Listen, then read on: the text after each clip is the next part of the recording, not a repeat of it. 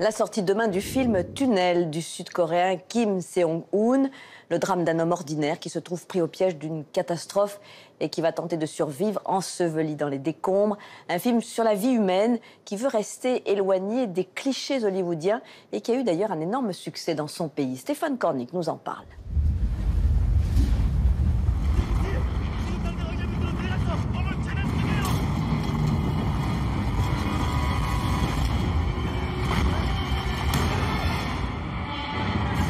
Avec 7 millions d'entrées, Tunnel est le deuxième plus gros succès de l'année en Corée, après le très remarqué Dernier train pour Busan de Yeon Sang-ho. Ils sont bons, ces réalisateurs coréens, pour faire un cinéma de genre grand public, avec une vision d'auteur et une satire sociale. 대한민국의 안전이 또다시 무너졌습니다. 사고 대책 부분을 예상하고 있습니다. 타도시에서 자동차 회사 딜러로 근무하는 Film catastrophe qui devient film de survie, Tunnel suit en parallèle l'histoire d'un homme coincé et celle des autorités qui s'affairent pour le sauver. Troisième film de Kim Seong-hoon, ce quasi huis clos prend au premier abord le contre-pied du précédent, l'ultra cadencé Hard Day. Dans Hard Day, le personnage principal court dans tous les sens. Il est confronté à plein d'obstacles. Dans Tunnel, mon personnage principal se retrouve très rapidement coincé dans le tunnel qui s'est effondré. Donc, pendant une bonne partie du film, il est confiné à l'intérieur, mais va devoir lui aussi faire face à de nombreux obstacles. Sur ce point, les films se retrouvent. Pour Tunnel, si plusieurs références de films catastrophes et de l'enfermement l'ont inspiré, Kim Seong-hoon s'est servi du genre comme forme pour amener son film plus loin.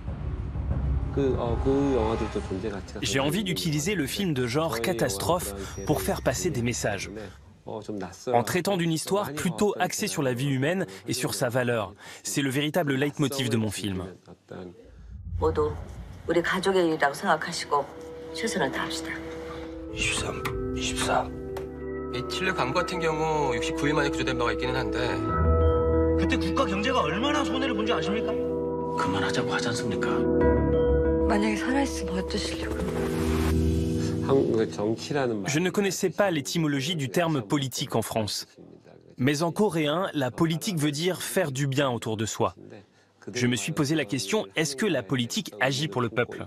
C'est pour ça que j'avais envie de pousser l'aspect critique au bout, pour faire une satire de la société coréenne actuelle. Mais cela a aussi une dimension plus universelle, qui traite aussi de la corruption en général. Malfaçon sur les chantiers autoroutiers, omniprésence et cynisme des médias, incompétence d'une partie des autorités, le réalisateur aborde plusieurs faits de société et s'en moque. Il y a des réalisateurs très talentueux pour raconter certains sujets de manière optimiste. Moi, je suis plutôt du côté obscur. Je fais passer des messages plutôt sombres, mais d'une façon dédramatisée, en utilisant le code de l'humour noir.